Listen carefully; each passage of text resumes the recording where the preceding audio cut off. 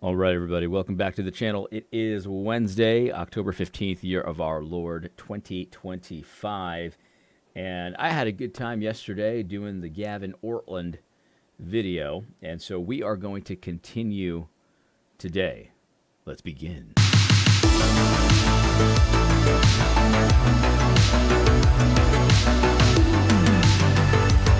All right. Well, we'll just continue. Hopefully, we can get through the entire thing. We will see. I'm not making any promises. As you know, I like to do many parts.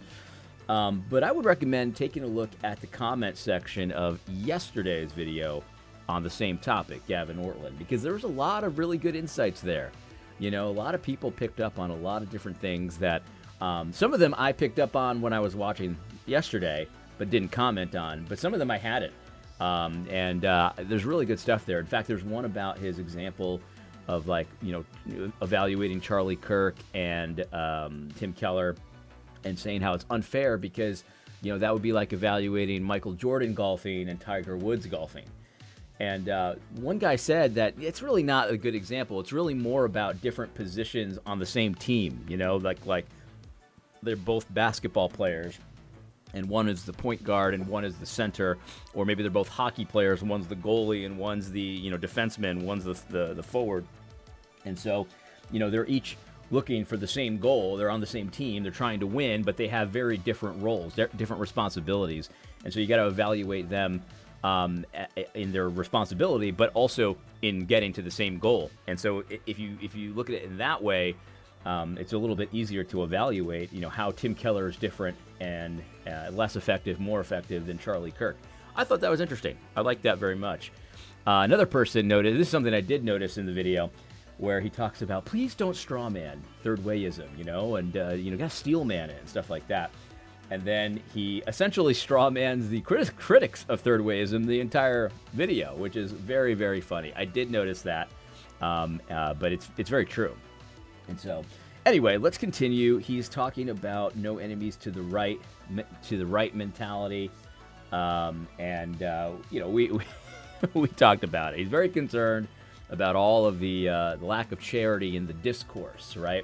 Lack of charity in the discourse. That's really what drives guys like Gavin Ortland. You could say the wildest stuff if you want to, as long as you say it in a nice way, and all of that. So that's what he's talking about. Let's dive right back in. I rewinded just a few seconds just so we can kind of get the context. Historically conservative. I'm pro-life. I'm going to stand against the far left. I just want to be a faithful Christian, but I'm allowed to talk about these problems on the right, these sins of speech, for example, this lack of charity and disagreement, and not shrug that off. If I were to shrug off sins of speech as though they're not a big deal, I would be going against about 1/3 of the New Testament. Read James chapter 3, for example. Let me just hold on for 1 second. All right, let's continue. About how the tongue can send you to hell. Think about the words of our Lord, who is saying, when you insult your brother, you're liable to the fire of hell. Okay, we are allowed to take this seriously when our Lord is saying, this can send you to hell. Yeah. And so Gavin, this is a point I've heard many times in my life, and it's a very, very important thing to consider, especially if you're doing what I do online, right? Because I say a lot of words. I mean, everybody says a lot of words, but I say a lot of words, and I say a lot of them publicly as well. So this is something that I absolutely should consider. But one of the things that I've often found interesting about guys like Gavin is that the way that they talk about this, it's almost like the only real way to be breaking this commandment, or to be even in danger of breaking it, let's just say, is to be aggressive, right? To use aggressive words and things of that nature. And that's just not the presentation that we often get. We often hear of when the Bible warns about the tongue and warns about speech and stuff like that. Oftentimes it warns about slippery, slimy, speech that's smooth as butter, that's sweet on the ears. You hear it and it makes you feel nice and all of this stuff. But there's war in the heart of the person talking about it, right? So it's like this really fake, ironic speech that is actually vicious, but when you hear it, it's kind of like, and that's a consistent warning. Yes, we are warned not to insult our brother or have hate in our heart towards our brother. That is true, but oftentimes when we're hearing about people and their speech, it's usually the flattering speech. It's usually the soft sounding speech, and and this is something that I think Gavin embodies so much. Like when he's talking, it sounds nice, but often it's very vicious what he's saying, and so and I'm not saying like that. That's a necessarily a problem. I mean, obviously, it depends on the truth of what he's saying quite a bit. But when Gavin talks about, like, let's say Megan Basham, for example, like Megan Basham, obviously, a guy like me wouldn't ever be accused of being a white knight for Megan Basham. I don't have a, I mean, I don't dislike her or like her, all that much. I mean, I think she's done some interesting things. But obviously, I've been critical of other areas. I mean, that's fine. I'm not trying to justify myself, although maybe I kind of am. But when he's talking about or to Megan Basham, you can see this in action. There's a viciousness to it. I also had a pastor friend of mine talk about, because he watches Gavin Ortlund more. I don't really watch a lot of Gavin Ortlund, but he saw in this section about the no enemies to the right. He saw some of the anger and the frustration and the aggressiveness come out in Gavin. Now, from my untrained view, it's harder for me to tell because I don't really know Gavin normally. You know what I mean? But he says that in this video, you can just sense in this second part when I was talking about how this is what gets him out of bed in the morning, talking about charity and stuff like that. You can really tell, according to this guy, that it really does. I mean, even in this video, you can see him getting angry and frustrated and all that kind of stuff. And so this is the thing. Like I'm not fooled by the sound of the sound of the speech anymore because I've seen it too many times. Oftentimes, the people that talk about charity the most have very, very little charity when it comes to their enemies. In fact, I mean, but they disguise it with their soft tones and their, gentle and lowly, ness and stuff like that. It's disguised, but really it's vicious. Really, there's war in their hearts, and really they're out to destroy. And so, very important verses, but they need to be considered either way. And I think oftentimes, guys like me will get a standard that is unmeetable because that there's sometimes aggression in the words that I choose. People think that I just pop off at the mouth, and I really don't. I mean, I really don't. I'm trying to be entertaining. I'm trying to be truthful and direct. And it's a specific strategy that I've chosen, and I don't talk to my wife like this. I don't talk to, my friends like this. I talk to, I mean, there's humor in how I talk to them too, but I don't talk to my children like this. And this is a strategy that I've chosen to use online and when I'm in public controversial or adversarial settings, and so I don't think that the way that I talk or some of the guys online, the way that they talk, I don't think it's unusual for a Christian to talk that way. Maybe it is in Big Eva culture, but Big Eva culture isn't the standard. You know what I mean? It just isn't. It's not the standard. It's not like we discovered how to talk godly suddenly in the 1980s. You know what I mean? Like, you look at the history of debates and speech, and you see how people wrote to each other and stuff like that. And this was common. Now, that doesn't automatically make it good, but I think it's very strange to think, well, yeah, before like 1980 or 1970, like all these Christians were just in danger of hellfire all the time because of the way they spoke. And it's like, well, maybe we're wrong though. You know what I mean? Consider that. Maybe we actually don't know what we're talking about, and they did.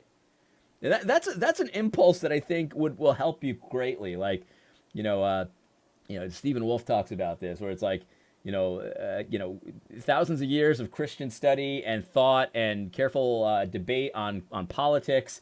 But no. The Bible Answer Man on YouTube, he's figured it out, what real Christian politics is. And surprise, it's liberalism. That's the only biblical, unchanging biblical truth of politics. It's liberalism. And it's like, yeah, maybe not.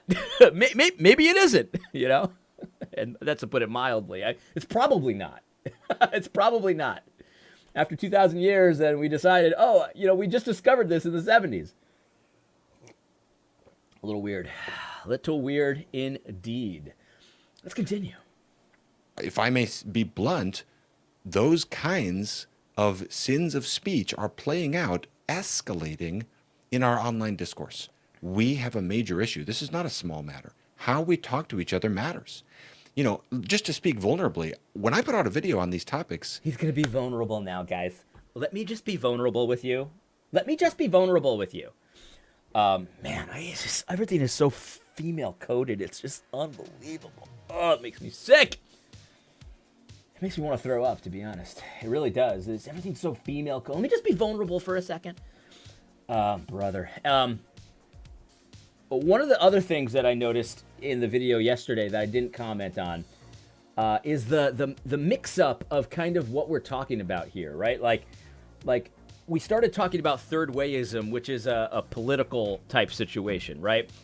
And now we're talking about personal holiness, right? So, but it's all one thought for him. So personal holiness is now what we're talking about instead of the political. And I think that's interesting that he chose to go that way, because not that politicians or Christians that get political don't need to be personally holy, but it's really a kind of a different topic. It's a slightly different topic, and the reality is that politics is a war. Politics is a war without bullets, normally. Although these days, it's starting to look like it's not. I mean, they're shooting our political advocates, every month it seems. So politics is ugly. Now, does that mean that the rules change for personal holiness in politics for Christians? Well, the only honest answer is yes and no. Yes and no. Because the Christian soldier who's out there fighting for his country is going to do things that he normally wouldn't do in his life, right? He's going to try to be lethal. He's not going to try to hear you out when you have a gun pointed at him. You know what I mean? He's not going to try to reason with you. He's going to try to kill you. That's his job. He's a soldier, right? Now, so there are, in some ways, it does change, because now you're a soldier and now you're fighting, your enemies. But in other ways, it doesn't change, right? Does a soldier need to?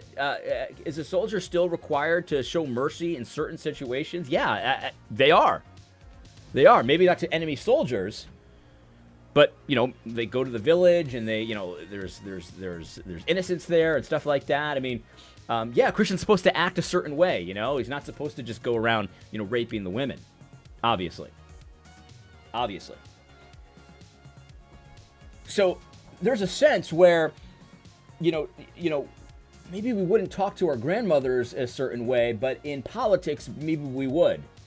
And, maybe it's questionable, but you have to allow for some flexibility, I think, when it comes to this kind of thing. And so don't miss the fact that he's kind of shifted here. He's talking about politics, and now he's talking about personal holiness. And I'm not telling you that the standards necessarily change, but there is in reality, there is, a context here that I think we can draw a lot of wisdom from things like Ecclesiastes. There's a time for peace. There's a time for war. There's a time to break down, and there's a time to build up. For a guy like Gavin, it's like, no, there's only time to build up. You only have to be uplifting and edifying and stuff like that. Well, no, sometimes it's actually good to tear down. It's actually good to tear down. We know that that's true because the Bible says so. And I don't think it was only talking about buildings. In fact, I don't think it's primarily talking about buildings, tearing down a building. I don't think so. Because it would be obvious that there'd be a time to tear down a building, right? So why would he write that? No, he writes that because there's an impulse for guys like Gavin to say, well, there's never a time to tear someone down. Never. You must edify, edify, edify. But Gavin doesn't believe that because he tears down people all the time. It's just certain targets, right? And of course, it's the targets on the right. That's just how it goes with guys like this. That's how it goes. They try to tell you things are a certain way, but they don't act that way. Not against the people they believe are the true targets, right? That's it. And I don't blame him for that. He should act this way towards his true targets. But stop lying to me about what you're doing, right? It's that thing from yesterday. Like, hey, listen to what I say. Don't pay attention to what I do. I'm telling you what I do. Meanwhile, what he does is completely different. Yeah. This is something I noticed this tweet from Mike Winger, who I don't listen to Mike Winger. In fact, I don't even know if I've ever heard his voice. Maybe I have. I can't remember. That's how little I listen to him. But he's starting to go in on Christian nationalism. So I am thinking I'm going to probably have to listen to some Mike Winger. And of course, he's one of these guys that's, Anyway, Christian nationalists on X, he says, are working really hard to make me not like Christian nationalism. Christian nationalists on X are working really hard to make me not like Christian nationalism. Well, you're welcome. You're welcome. Maybe we'll make your life a little easier. Christian nationalists, they're the worst. They're the worst. Gavin's kind of saying something similar here, I think. And I think he's got Christian nationalists in mind, even though he hasn't said that yet, I don't think. But here's the thing, guys. I don't think you understand the kind of activity and mentality you need to have in order to radically move the Overton window, right? Because what we were doing before with the soft speech and the third way and the Bible whispers about this and that, all that kind of stuff, that wasn't doing anything for us. In fact, all it was doing was dragging the church further and further and further into degeneracy, further and further left. That's what it was doing. It wasn't doing anything to hold the line, right? And so, when wokeness happened, the whole woke church stuff, don't miss this, guys. Don't miss this. What you saw was a lot of guys like me, right, who were just willing to tell you what was going on. They were just willing to tell you what was going on in a very straightforward, a very direct, a very aggressive, a very uncouth, a very specific kind of way. Entertaining as well. There was some mockery in there as well. Mockery. And only after that, and I'm not saying that myself is responsible for this. There was a bunch of us. There was a bunch of us. Only after that did it become respectable for respectable Christians to say, I'm not so sure about what Russell Moore is saying. You know what I mean? I'm not so sure about what Russell Moore is saying. It took a lot of mockery, a lot of straightforward talk, a lot of aggression, a lot of entertainment before it felt safe for guys that were more respectable than me to actually take the next step and say, yeah, I'm not so sure about this. Guys like Owen Strawn and stuff. Owen's a bad example because he's, I'm talking about good actors. You know what I mean? Good actors. And I'm not mad at them for that. I'm not mad because everybody has a different role. This is what I said yesterday. You got to learn to embrace your role and lean into it because that's how you have a happy life. And my role was kind of like the I don't know what you call the guys that break the fortress. A lot of those guys don't survive. But they're just ramming the fortress so that way all the good soldiers can come in afterwards, right? So you're kind of like cannon fodder, but then the good soldiers come in after you. The ones that are smarter and know how to navigate things better. So they needed that.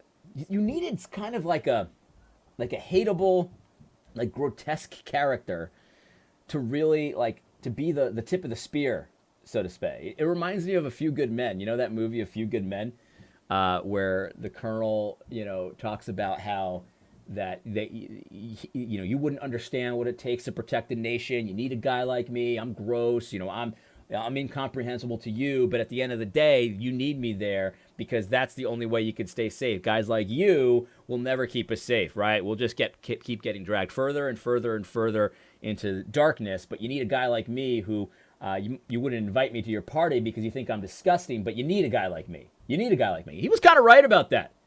You know what I mean? I want my soldiers to be super deadly. You know what I mean? And, maybe they're so deadly that they're kind of weird and you don't want to hang out with them. But you kind of need guys like that.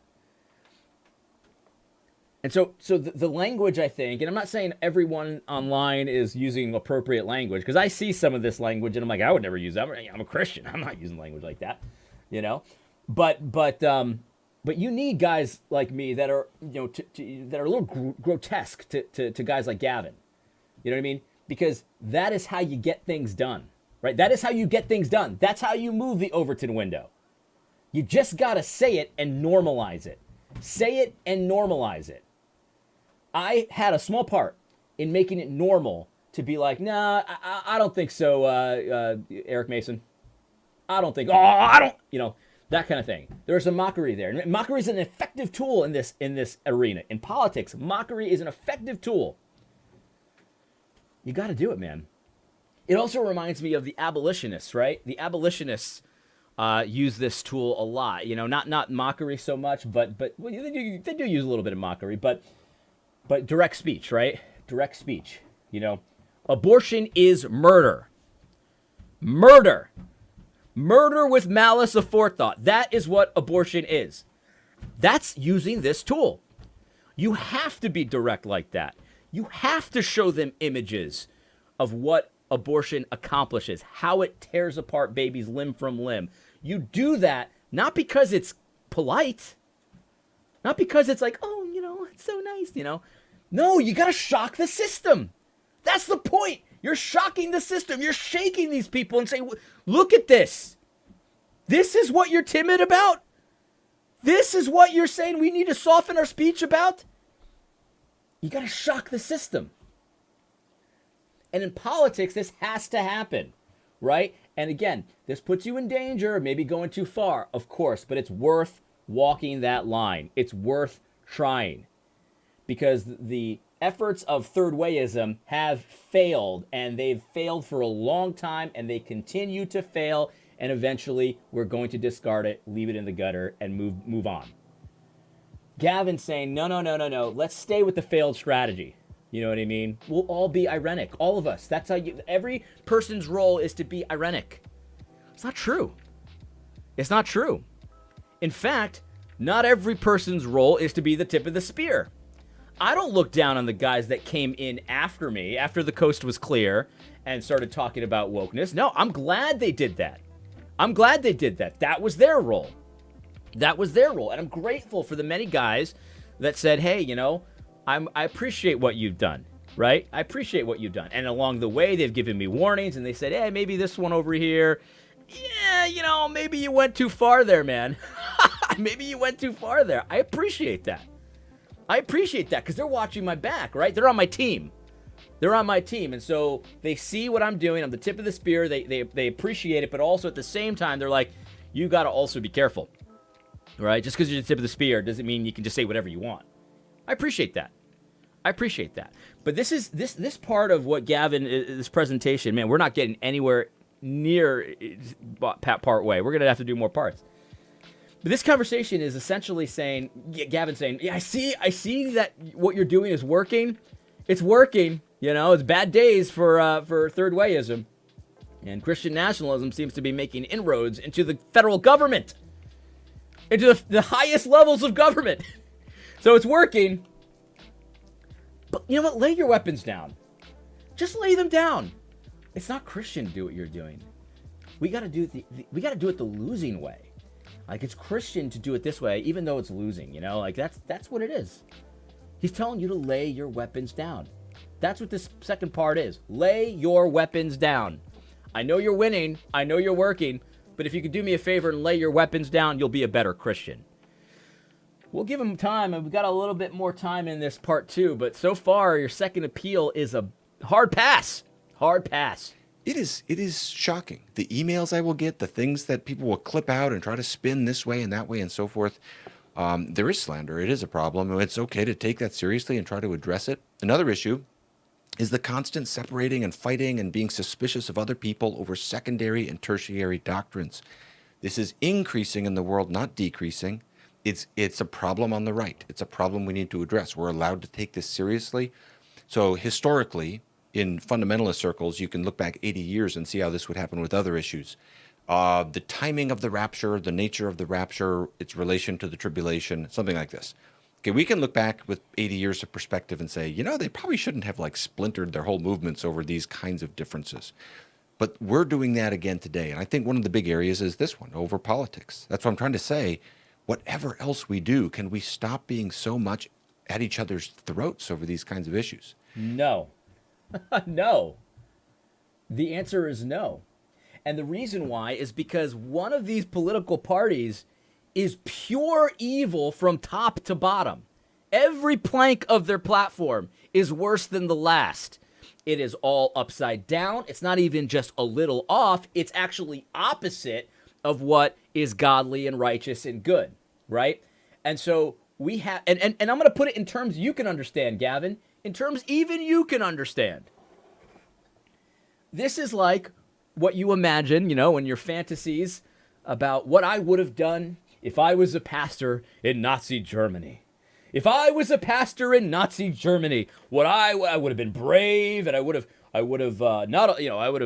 excommunicated the Nazis, and everyone fantasizes about this in Big Evil Land. What they would have done if they were in the slave times, what I would have done is I would have excommunicated the slaveholders and John Edwards and all these people. I would be the champion.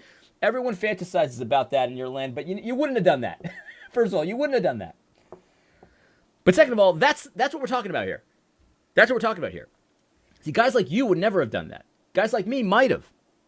Now, obviously, those two examples are a little different, but this is why I got famous a while back for saying Democrats should be excommunicated. Excommunicated. It's gone beyond the point of no return. It's the balance is tipped too far. We're not talking about marginal tax rates here. We're talking about pure evil, top to bottom. Every plank is worse than the last, and it's completely upside down. It's not just a little off-kilter. Their morality is upside down. The morality they want to push on the country is upside down. The policies they want to put on the country are upside down. They're satanic. They're the opposite of godly. They're the opposite of righteous. They're the opposite of justice. Every single one. And what I always hear is, well, what are you saying? The Republicans are perfect? No, I'm not saying the Republicans are perfect, but they're not upside down, right? It's not every plank is of the party platform is worse than the last. It's not upside down morality from top to bottom. It's not that way. Very different. So the answer is no. We can't do that. That ship has sailed, man. And in large part, that ship has sailed because of the failure of third wayism, the failure of the kind of strategy you use to talk about these things, kind of the little kitten in the little milk in the little saucer when they're talking about things like abortion. That's a failure. It's a fail. The church has failed in that. And so that's why we can't do that. We just can't. Let's continue. Yeah, there's this all or nothing package deal way of thinking. That's what comes in. It's the same kind of thing with the pre-trib versus post-trib rapture, but now it's political issues. So for me, if I'm passionate... It's not the same kind of thing. It's not the same kind of thing. Because pre-trib and post-trib rapture, we're not talking about a situation that affects the entire nation, that affects the morality of the people, that affects the justice of a nation, and all this stuff. These are... The percent of proportion here is off.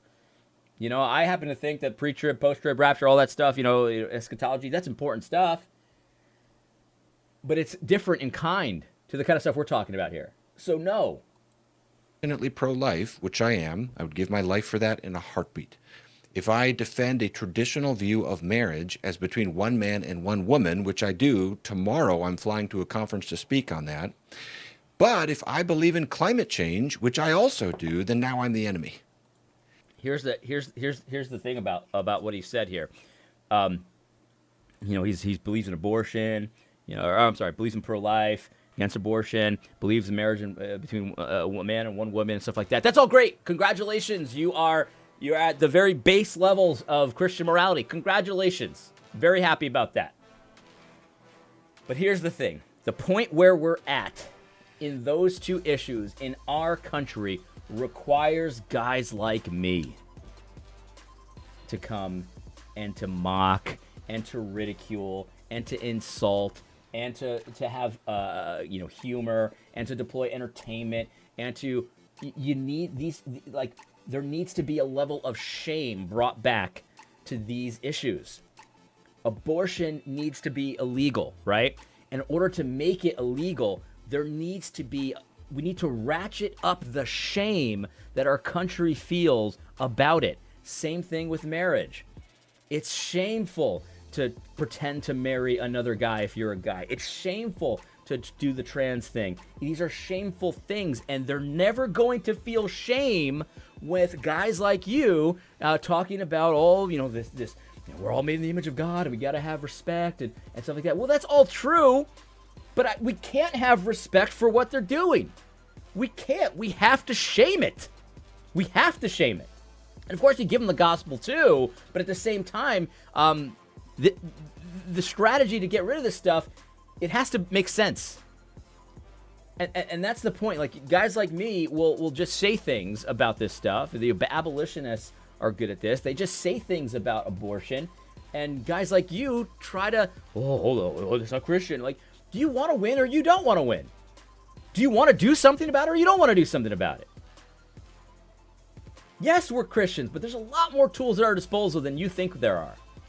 These kinds of tools where you break things down, you break people down, you tear people down, these are at our disposal. We see it all over the Bible. All over the Bible. The prophets use it. All over the Bible. Look, I'm not a prophet, but sort of.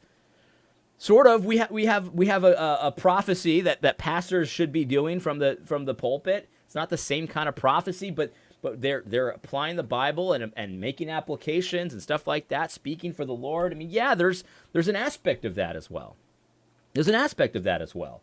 Bringing the Word of God to people, to bear on people, requires a little bit of emotion, and it's not just the sad and weepy kind.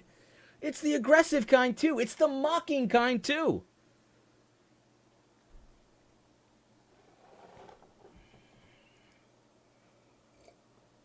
And then climate change. Oh, brother. Climate change. Let's hear what he has to say about climate change. It's like, you're down the line. Oh, stepped out of line. Banish them from the camp. Is this kind of way of thinking? And it's the same fundamentalist. Right. Climate change. Right. So you're banned from the camp if you believe in climate change. I'm not so sure that that's actually true. I'm not so sure that that's actually true, to be honest. I think he's being dramatic. I really do. Because you can believe in climate change if you want.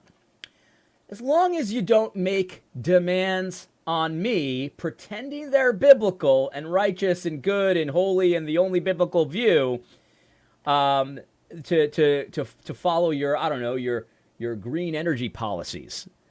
You know what I mean? Because that's cultish. That's cultish. Not only do I not believe in climate change, at least the man-made version of climate change. Of course the climate changes. Of course it does. But I also think that the policies that are recommended to fight back against climate change are upside down. That's part of the Democratic Party planks. I said they're all evil from top to bottom. They're all upside down from top to bottom. They're all morally backwards, including climate change. And we can talk all about it. And I can, make my case, you can make your case, and I think it'd be very obvious for people to see how the policies that the Democrats recommend for fighting climate change, which I think is fake anyway, but even if it was real, would be upside down, would be backwards, would be anti-life. Maybe you could understand that. I'm pro-life, baby, so therefore I can't be for all this Green New Deal, all this kind of stuff. Listen, I like green energy. I like nuclear energy. How do you like that? How do you like that? I'm pro green. I'm pro green energy. And interestingly enough, I'm pro conservation too. You know what I mean? I listen. I'm a fisherman. I love nature. You know what I mean? I love nature. But I'm not for all the crazy cultish stuff that Democrat climate change people are. And so, sure, maybe some people ridicule you for believing in the fantasy of man-made climate change. Good for them, because you know what? We do need to ridicule that, because at the end of the day, it's a fantasy. It's a wizard spell, and one of the effective tools we have about that is making fun of it. Making fun of it. It's kind of like evolution in that way. I'm teaching my kids about evolution, and I want them to know evolution, how it's taught, but I also want them to make fun of it. And we all the time, we make fun of evolution. We all the time make fun of these wild theories, these fantasy myths of evolution. And I'll play them videos of, stupid animals and they turn into a dinosaur or whatever it is, in the millions of years and all that junk. And we laugh and we laugh and we laugh. Because laughter is an effective tool. Shame is an effective tool. And so while I will teach my kids about what is said about evolution, no problem, I'll also teach them the shame that you should feel when you buy into that kind of nonsense. The shame, the absolute shame. It's the same thing with climate change. It's the same thing with climate change. Bullying is an effective tool. I'm sorry. It just is. It's an effective tool. That's just the way the world works. Don't get mad at me. I didn't create the world. Mindset that just won't allow for critical thought and making distinctions and having a sense of proportion. Amazing. Do you hear this? Do you hear this? This is the kind of thing I'm talking about, where he says it in a soft way, very ironic sounding and stuff. But do you hear the viciousness of what he's saying? It doesn't allow for critical thought. As if everyone who mocks climate change hasn't actually thought about it, hasn't actually seen the data, hasn't actually considered, maybe I'm wrong about climate change. It's absolutely wild. It's wild. You know what I mean? It's like, if you're against these things, are you even thinking? Are you even thinking? That's what he's saying, but he's saying it in a nice little kitten type of a way. Oh, look at the little kitten. Brother. Oh, brother. Very word nuance is now seen as a bad word in some circles. And so why do you think that is, Gavin? Why do you think that is? Because I'm one of these guys where nuance is a 4-letter word. Right? I'm one of these guys, Gavin. But I've often said, even though I use nuance as a bad word, I've often said, nuance actually isn't bad. It's good to have nuance, right? But the way nuance is deployed by guys like you is a joke. It's a joke. And you're doing it here, too. You're doing it here, too. You say that you want to understand the other side. I believe you. Hey, let's talk. It doesn't have to be a video. We don't have to do it online. Maybe we can just talk privately, I've talked to many of your friends, and I'm a reasonable guy. I'm not mean. I'm a regular dude. Maybe I can help you with some of this stuff. I'll tell you why I think nuance is deployed by people like you in a way that's a complete joke, and it's a 4-letter word to me. I can tell you all about it. Well, at the same time, somehow I'm critical thinking enough to understand that actually nuance is a good thing. I just don't like the scam nuance that you and your friends deploy. I don't like that part, but nuance actually is a good thing. Somehow, like my little pea brain who never thinks, doesn't do critical thinking, could figure out that actually nuance is good, but your nuance is a scam most of the time. I can help you, Gavin. I can help you. The appeal that I would make for people today, especially people like good faith people who are kind of sorting their way through this and disagree with me, and you're saying, yeah, third wayism is bad. We need to bury that and move forward. Okay, fine. Please hear this appeal. Please don't stop addressing problems like this on the right. Okay? Let's revive a historic evangelicalism, not create a new fundamentalism. Historic evangelicalism was a balancing act between different alternative errors. What people like Billy Graham and Carl Henry and Harold John Ockenga were explicitly trying to do is say no to the liberals over there, but also no to the fundamentalists over there. They both have problems. We need to fight in multiple directions. Some of us feel a similar kind of mindset right now. Third appeal. No. I've heard your second appeal, and that was your summary statement of your appeal. No. No. I will not do that either. And the reason why is because this strategy of balancing the liberals and the it's just, honestly, it's wild. So wild. As he's telling us, no, it's not splitting the difference. It's not splitting the difference politically. But it kind of is splitting the difference, I guess, theologically. You know, no to the fundamentalists and no to the liberals. So theologically, it kind of is splitting the difference. Politically, maybe not, although, you know, oftentimes it does work itself out that way. This is wild. This is wild stuff. Oh, man. Maybe you're not as entertained by that, but I'm quite entertained by that. But no, because that strategy has not been good. That strategy of the balancing act or splitting the difference between the fundies and the libs, that hasn't really worked for us.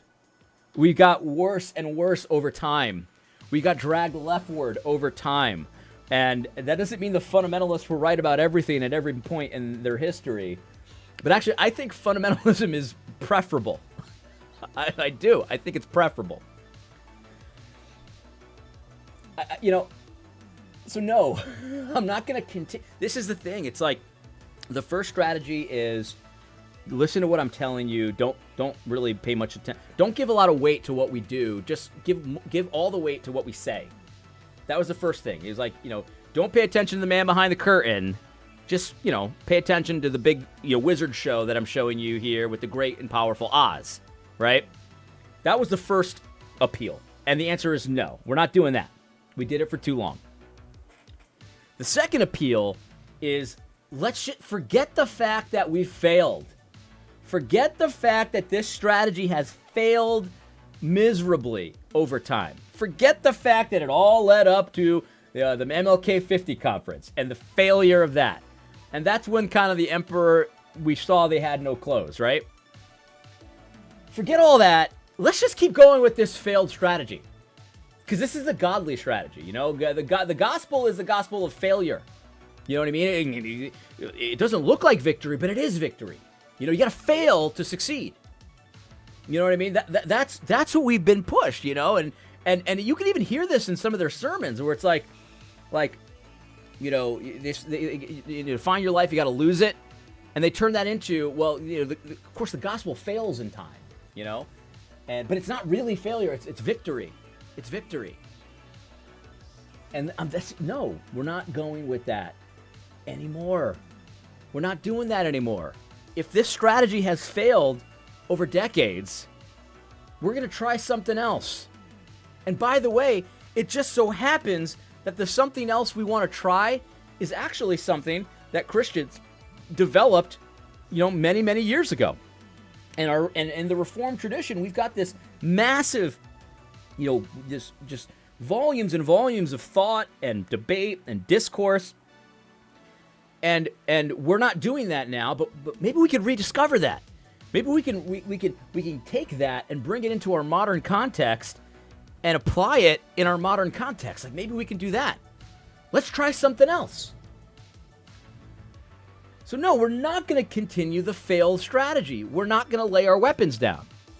That's what the appeal is. The appeal is stay with us. I know we've failed, but just stay with us because this is godly. No. No. Your second appeal, I'm considering it carefully. I'm thinking about it, and the answer is no. In any case, we've been at this for 40 minutes, and we got through like 2 minutes. So we're going to continue this in a part 3. I hope you found this video helpful. God bless.